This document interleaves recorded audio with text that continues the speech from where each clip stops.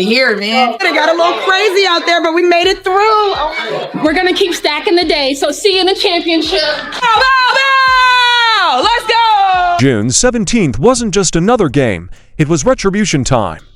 The Indiana Fever recalled everything that happened on May 30th when Jacy Sheldon and the Connecticut Sun left Sophie Cunningham and Sydney Cowlson hurt on the floor after dirty actions went unpunished. Sheldon also poked Caitlin Clark in the appropriate place. When something broke in the eye during this rematch, Sophie Cunningham was ready to deliver the most pleasurable flagrant foul you've ever witnessed. If you agree with the Fever, leave a comment below to discover what occurred next. Spicy and CC, let's go. Sophie. The last time these two teams faced off too, Sophie Cunningham suffered her ankle injury in that game, but in addition to that, she actually had part of her front tooth knocked out. She made contact with Jacy Sheldon as Caitlin Clark knocks down the triple. But what people don't talk about enough is how hard you have to work to be able to be that good. All the hours that she's spent perfecting her craft. Retreating, firing, and hitting. So she can do that. On Indiana arguing the call. I mean, step back, you're late. She almost looks you in the eye and Picture this. Image from May 30th, the game began normally enough. Just another meeting between two WNBA teams vying for the championship, but everything went horribly wrong for the Indiana Fever against the Connecticut Sun. Position, but the Sun's physicality went beyond what was considered competitive to dangerous. And you could sense the tension rising right from the first tip. About the physicality for a second. Two players on the Indiana Fever got injured last night by the same player on the Connecticut Sun, and that was Jacy Sheldon. And I tweeted about it. She was playing so reckless. I'm fine with players playing aggressive, but there is a thin line between playing aggressive and playing reckless. When you dive for a ball, you don't land on somebody's leg. She landed on top of Sydney Colson's leg, and her leg got stuck and literally twisted around.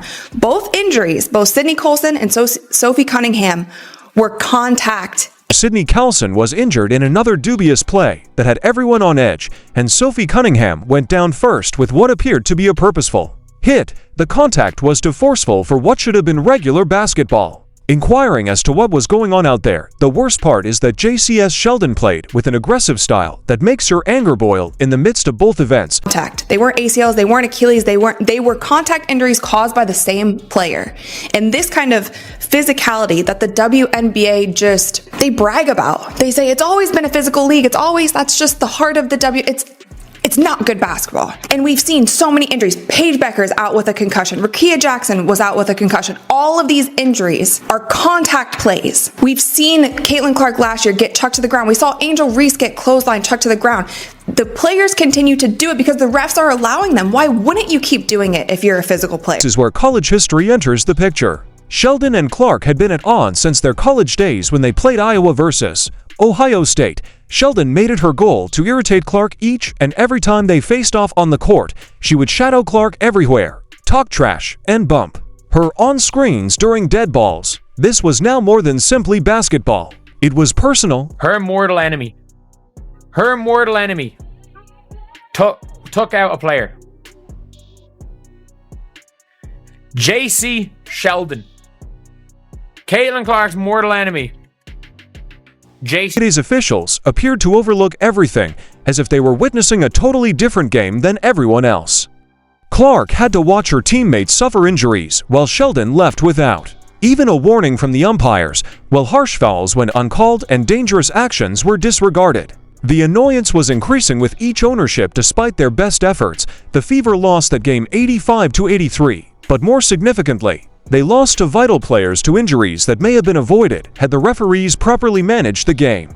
Sydney Cowlson and Sophie Cunningham suffered injuries, and their absence would be felt in the games that followed. This is a reckless play. This is reckless. It is dangerous. And this angle makes it look even worse. It is dangerous. Like, Sid Colson is between her and the ball. Sid Colson is in fact between Jacy Sheldon and the ball, and she dives through her knee. It wasn't even called as a foul. Fever would remember this game, remember who caused the injuries, and remember that the officials allowed it all to happen.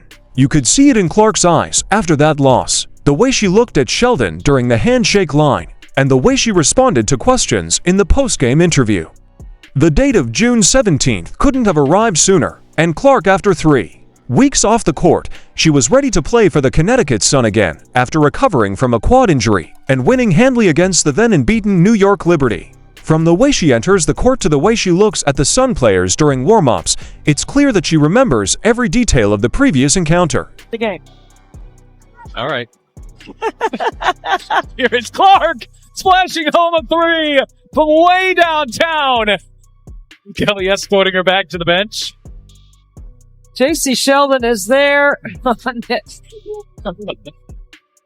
with her hand in her face. Caitlin Clark is talking to the official, and they're both saying, "Hey." The game begins with that familiar tension hanging in the air. Sheldon is protecting Clark as if her life depended on it, getting too close for comfort and shadowing Clark on every possession, bumping her on screens, and doing all the little things that make basketball ugly. This aggressive style is the same one that hurt Sophie Cunningham and Sydney Carlson back in May. Oh, there's a little bit more there. Oh, Marina then intervenes to shield JC from the third quarter hits, and this is the moment that makes all the difference. Clark is bringing the ball up court when Sheldon comes over to defend and tries what appears to be a steal, but her finger lands squarely in Clark's eye. The contact is instantaneous and clear, and you can see Clark's head jerk back from the impact. By the third quarter, they are behind by 10 points. Watch her and Jacy Sheldon Clark as he tries to dissuade her. Clark is alright, but that was when Clark hits her in the face. He gets furious, and then everyone gets outraged about that Marina. Mabrey enters, decks Clark, and as soon as she realizes what has occurred, you can see the anguish and rage blending together as she squints to attempt to see clearly, but you can see she's thinking about more than just the physical pain. This wasn't a coincidence. The player who injured her did it. After being poked in the eye, her teammates are now pursuing her using the same dirty tactics that went unpunished before Clark does what any competitor would do. She pushes back, literally pushing Sheldon away from her. This is a natural reaction.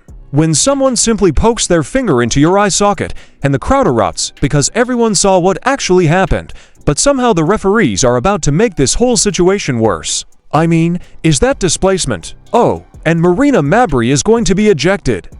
If the officials notice that Marina Mabrey is going to be ejected, they will go and take a look at Mabrey.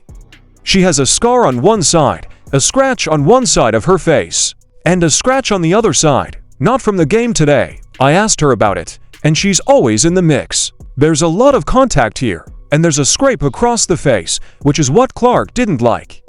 Clark is standing there, holding her eye, clearly the victim of a dangerous play. But the officials are grabbing their whistles. The arena is a flurry of confusion and rage, and fans are pointing to the replay boards, which show the obvious eye poke that started it all.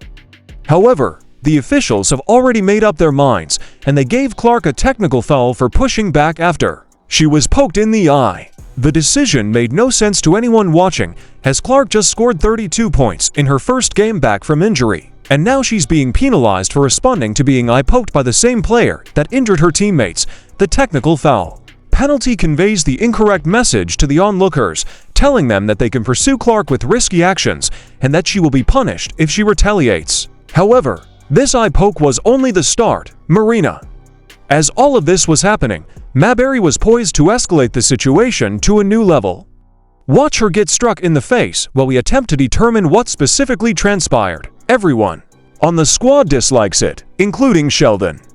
Marina pulls her down and tries to support her colleagues, so there's a little drama going on all over Marina.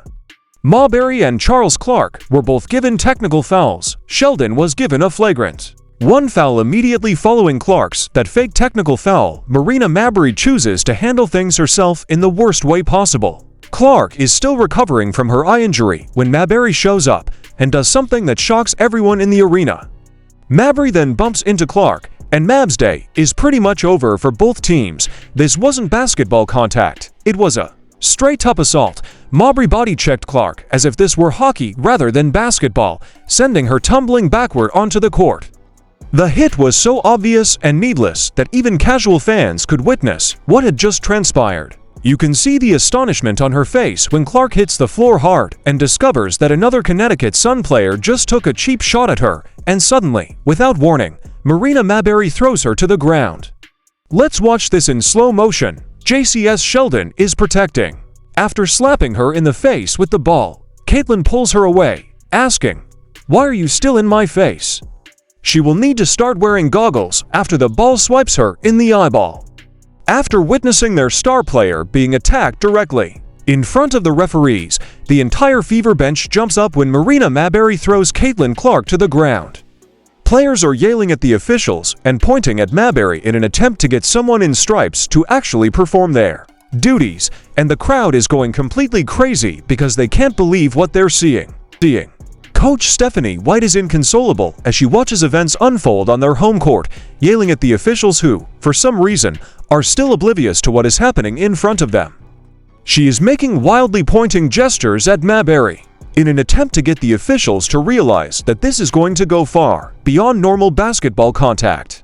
She knows that her player was targeted again, and the officials are going to blow another call. Naturally, the referees will review the play after this because there is a lot of contact going on right there, a lot of unnecessary contact, and a lot of non-basketball contact occurring during this play. The three referees, as I like to say, were hired directly out of Sephora because I don't believe these officials have ever officiated a professional game.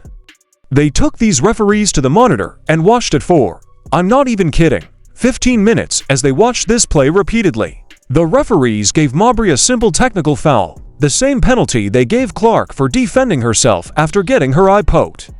For a second, consider that Clark gets her eye poked and pushes the player away, receiving a technical foul. Mab body checks Clark to the ground in retaliation, receiving another technical foul. The math doesn't add up, and everyone in the building is aware of it. The announcers here are saying, of course Marina Mabrey is going to get ejected because that was unwarranted. She literally came out of nowhere and chucked Caitlin Clark. There should be a flagrant one on Jacy Sheldon. This is what they called you guys, because she swiped at her and struck her in the eyeball. Whether it was intentional or not, you can still be penalized for a flagrant foul charge no matter how much you attempt to damage someone. Caitlin Clark Mabrey, Marina the only technical fouls Tina Charles and Caitlin Marina received on Tuesday were technical fouls, and JCS Sheldon received a flagrant 1 foul assessment. No players were sent off. White lashed out during the post-game press conference after the referees failed to maintain control of the game and permit such incidents to occur. This has been occurring throughout the season, and she has had enough of seeing her players singled out while the officials do nothing but watch as things go wrong when they lose control of the game and let that kind of thing happen. This is what happens, right? This is what happens throughout the entire season, not just this particular game. I began speaking with the officials in the first quarter, and we knew this was going to happen. You could tell it was going to happen. So they had to take control of it. You have competitive women who are the best in the world at what they do, and when you let them play physically and let these things happen, they will compete and support their teammates. This is exactly what you expect from intense competition. Better yet, the message was very clear. At this point, the officials were not going to protect Clark, so her teammates would have to handle it themselves. Sophie Cunningham was watching everything from the bench and was about to remind everyone that nobody should mess with her teammate. In the last minute of the game, Fever is ahead 87-70, and Sophie Cunningham sees Jacy Sheldon with the ball once more. The clock is running out, but Cunningham's thoughts aren't about the score anymore. Instead, they are about May 30th, when she was hurt, watching Clark get her eye poked with no real consequences, and Marina Mabrey body checking her teammate to the ground. Now, let's talk about Sophie Cunningham. Sophie Cunningham is racing with her as she goes for a quick break layup, and I mentally recall it as if it occurred in an instant, and I said, oh, let's see what happens here. Cunningham recalls her own injury sustained during that cruel May game. She recalls sitting on the bench in pain while Sheldon continued to play as if nothing had happened. She also recalls the officials ignoring everything while her teammates were singled out. Now, as Sheldon drives to the basket, Cunningham sees her opportunity. As JCS Sheldon is getting up for a layup, Sophie bear hugs her and throws her to the ground after she commits another hard foul. What I will say is that Sophie did not grab her and toss her to the ground. She did not body slam her, and she did nothing in my personal space. This wasn't a basketball play. It was payback. It was justice. It was Sophie Cunningham sending a very clear message that no one messes with her teammates. The officials give Cunningham a flagrant to foul, which results in her automatic ejection. I may be biased, but I'm going to give you guys my honest opinion on this. She bear hugged her and took her to the ground. Yes, it was intentional, absolutely intentional. She lines up Sheldon and delivers the most satisfying flagrant foul you'll ever see. Sheldon and Lindsay Allen are both dismissed for their roles in the altercation, which resulted in 3 players being removed, but the harm was done, and justice was ultimately served in that court. It was my way of getting back at what had been happening. She did it in a way that made it clear that she wasn't going to hurt JC. She was simply saying, if the referees don't handle it, I will handle it. We'll take care of it, but this isn't what you're going to do when you come into our house. It was a hard foul, and she brought her down, but you guys got up and were prepared to leave. As you can see in this video, a whole altercation breaks out, and both teams are running over in an attempt to break it up. It sort of moves into the fan section a little bit. Clark finished with 20 points and 6 assists, leading the Fever to an 88-71 victory, which felt like so much more than just a victory. With 16 points and 12 rebounds, Natasha Howard records her 50th double-double of her career. Kelly Mitchell adds 17 points. Although this was a full team effort, everyone is aware of what was most important. Aaliyah Boston, the WNBA's top field goal percentage shooter, had a rare miss at the rim, but Boston came up with the steal and the find to Howard Clark, who was working on the rookie Clark on the drive hang shot because it was too strong. Howard had to clean up, and Clark was working off the ball cups off the stagger in her 3rd year of the league in terms of setting up her teammates. Clark behind the back beat inside to Moore for how the victory not only advances the team to their first ever Commissioner's Cup final, but more significantly, it sends a message that they will not be intimidated or bullied, and that they will defend themselves. A warning to the league as a whole about the consequences of targeting their players. The supporters of Indian Fever were Sophie applauds Sophie after that brutal May 30th loss. Clark got her justice after being eye-poked and having her body checked. Sophie Cunningham became a hero for standing up when it mattered most.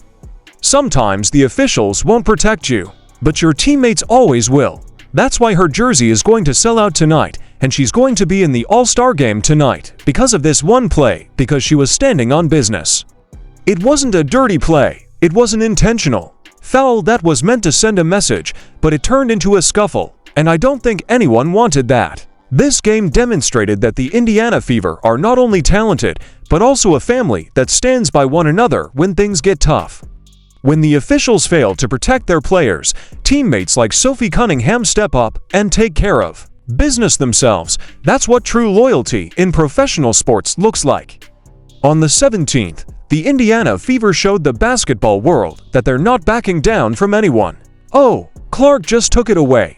It's a 2-on-1, 1-on-1, and Mitchell won't miss from there. After witnessing how this team overcomes hardship and supports one another, 2025 appears to be more promising than ever for Fever supporters. Recall this instance when someone tries to convince you that loyalty. Sophie Cunningham just disproved them. If you agree with the Fever comment underneath, CC and Spicy. It doesn't matter in professional sports. To ensure you don't miss anything, Sophie likes to subscribe and switch on all notifications.